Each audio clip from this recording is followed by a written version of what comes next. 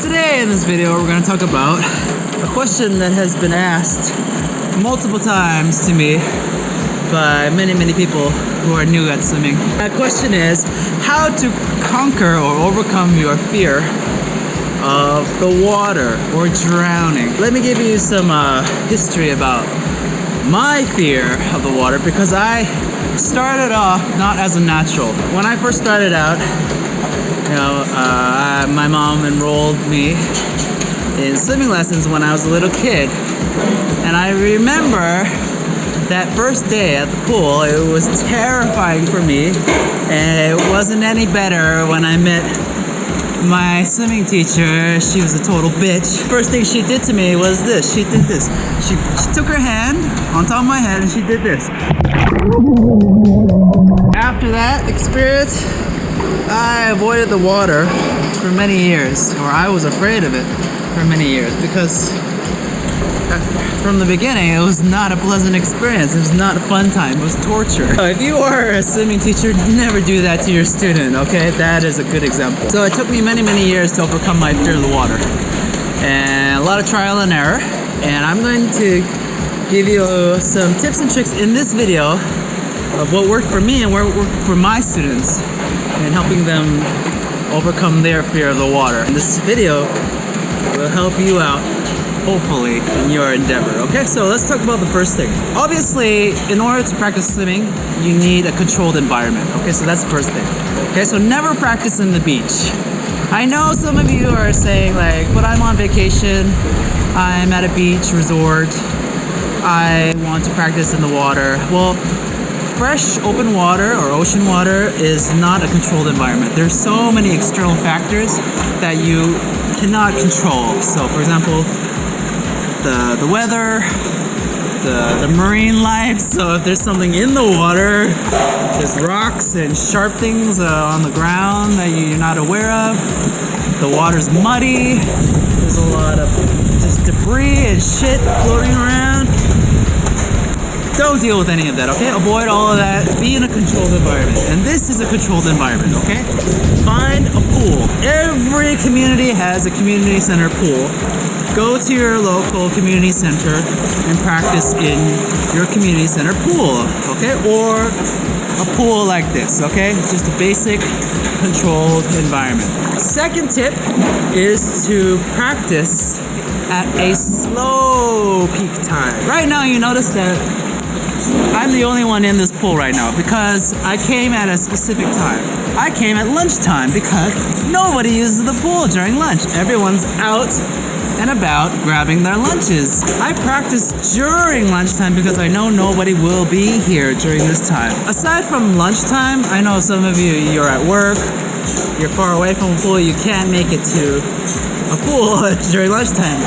That's normal, okay? So the best time to practice at a pool like this is not in the morning, not in the afternoon, it's at night. So here's the reason why. Every community center pool, they have a schedule, right? And their schedule is based on what's popular, what kind of people come during the certain times, and how much money they can make. During the morning time, it's usually lap swimming. Okay, so you never want to practice swimming as a beginner if you're during lap time, because you're competing with so many people who are good at swimming. Avoid them. Afternoon time is usually seniors time, okay? Seniors time, they like to take over the pool, they lounge about, they chit-chat and yak and all that. It's not my favorite time, okay? So if you're a senior, maybe it'll be fun for you, but for most people, young people, it's not a fun time. Also, during the afternoon time is when, like around 3 or 4 p.m., that's when the kids come from school and their parents send them to swimming lessons. So it's hectic. So most of the pool is occupied by kids and their swim instructors trying to teach them how to swim. And then there's aquafit or aqua exercise after that. So all of that stuff usually ends around 7 or 8 p.m. That's actually the non-peak time. That's when the pool just relaxes. Most of the normal people go away and you have the pool to yourself. Sometimes, if you're lucky enough, you'll have a pool like this all to yourself. So that's the advantage of going during the evening, okay? So it's relaxed, it's quiet, it's calm. right? Because when you enter the pool during a busy time, your senses are just over flooded with so many external variables. You start panicking, okay? There's lots of noises, lots of kids screaming, lots of waves crashing into you from other swimmers, their strokes. So avoid all of that hectic stress, okay? That's just like peak traffic time. Avoid it.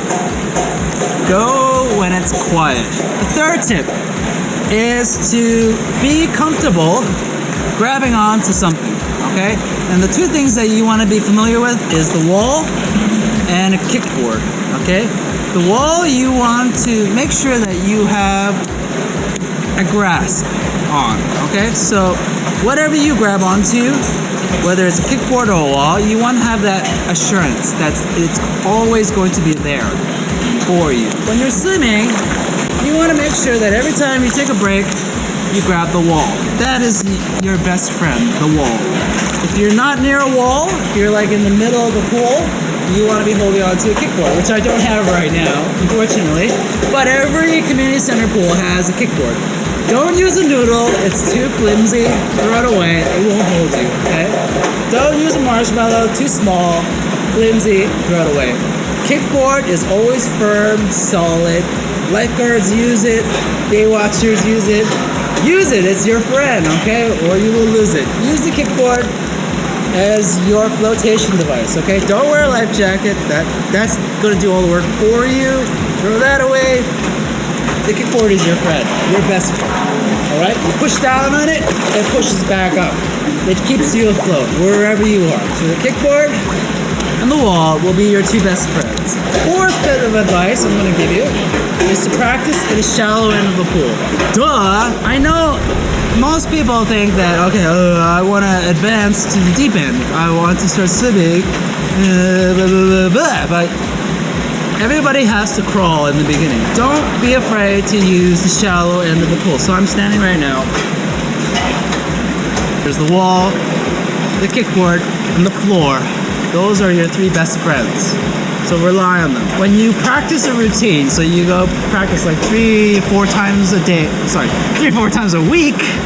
Yeah, 3-4 times a week at your local pool. You're familiar with your logistics, okay? You're familiar with the wall. You've touched it before. You've touched it on Monday. You've touched it on Wednesday. You know what it's gonna feel like on Friday, okay? So get familiar with it.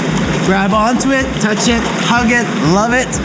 It's your best friend. Same with your kickboard, same with the floor. You know exactly the distance from the water to your chest, to your chin, every time. So become familiar with these three external factors. Tip number 5. Now this is the most important tip. Okay, so if you want to advance to swimming on the deep end, this is the tip for you, okay? So a lot of people aren't aware of this tip, and I've never seen this tip explained on YouTube before. But you gotta think about the x-axis and the y-axis. Okay, so the y-axis is this, when you're standing. No fish does this in real life.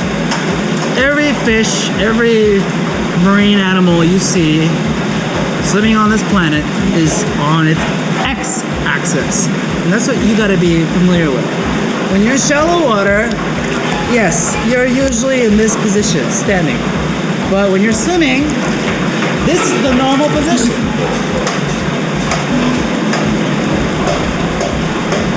The longer you are on your x-axis, the more natural it will be for you to swim. The longer you are on your y-axis, aka treading water, the more difficult it will be. And imagine a blue whale standing up upright like this with his nose facing the sky in the water. It's very difficult for the blue whale to maintain the y-axis. No matter what you do, especially in deep water, do not go into the y-axis. Stay on your x. I'll give you an example. When I'm swimming a lap, and I know that I'm entering into deep water where my feet won't touch the ground, I want to make sure that I stay on my x-axis. So I can do this, with the water. I can do this. So this is my head coming up. But I never do this. And this is what I see a lot of beginners do. They're comfortable standing up. Okay? When you're on concrete, when you're on dry land, this is the comfortable position. But not in water. In water, this is the comfortable position. The X-axis. Don't revert to this, okay? You're just gonna shoot yourself in the foot if you stay in this position. Drowning. You can avoid that humiliation altogether if you just started from this into this. Tip number 6. Okay, so all of these tips that I've mentioned so far, from tip 1 to 5, can be done alone. You can do this all by yourself. However, it does help if you have the support from somebody else, okay? Whether that is a lifeguard, whether that's a personal swim coach, or whether it's a friend or family member that does know how to swim, okay? However, it's kind of iffy. It's kind of 50-50 for me. That person has to be on your side.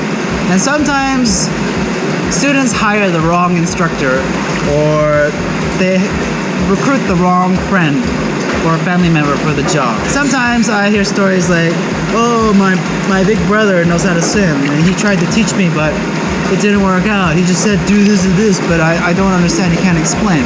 That is not a good swim partner to have, okay? A good swim partner is somebody that has your back, supports, gives you the motivation, like, yeah, you're doing all right, good, keep it up, but also is not afraid to give you constructive feedback. Okay, so that usually takes quite a few years to master. Make sure you interview that person before you hire them or bring them on board into your pool, whether you're paying them or not. But it can help if you guys both click. Get that extra help. You need that extra pair of eyes to be watching you at all times so that they can give you the feedback. If you can't find somebody, then use your smartphone, use your GoPro, use something to record your swimming, because you need somebody or something to show you what you're doing and how you can do it better. Okay, so always film yourself swimming, use your smartphone, just give your smartphone to the lifeguard, say, excuse me, can you record me swimming this? Or give it to somebody at the pool, standing outside of the ledge, and say, excuse me, can you film this for me? I'm just trying to practice my swimming. So you need to review your swimming every time, and that'll help you speed up your learning process and get better. Now, let's talk about the final thing. Let's talk about the worst case scenario. Say if you are in a situation where you are drowning, which you shouldn't, okay? You shouldn't be drowning if you know that you should start on your x-axis. Don't rely on your y-axis. If I'm doing this takes up a lot of energy. I don't want to be in this position for too long. I want to be in my X, and I want to grab a wall, grab a kickboard, or grab the floor as fast as I can. That's my thinking to avoid drowning. Worst case scenario, if you are drowning, some lifeguard will pull you out, somebody will throw you a kickboard you grab onto, somebody will push you to a wall to grab onto. Okay, that's the worst case scenario, and you will be swallowing gallons of pool water, which you will probably have to go see a doctor at a hospital to get checked because we call that secondary drowning. But that's the worst case scenario, okay? You will not die in your local pool. I guarantee you, you will not die from drowning. No. There will be lots of people around watching your ass. I hope this video helps you. If you have any questions, leave it down below in the comments section and let me know what you'd like to learn next in swimming. And I have a website right here called 7dayswim.co that you can check out if you want to learn more swimming lessons for free. Okay, I have all these series of videos put up there. Check them out, watch them. They go into more detail, so if you are completely new to swimming, you have no idea what the hell you're doing, watch these videos that I have here, and they're very thorough, and it's absolutely free. You don't have to sign up or anything, okay? Check them out. I highly recommend it. And that's it for now. So, my name's Justin. Nice to know you. Bye.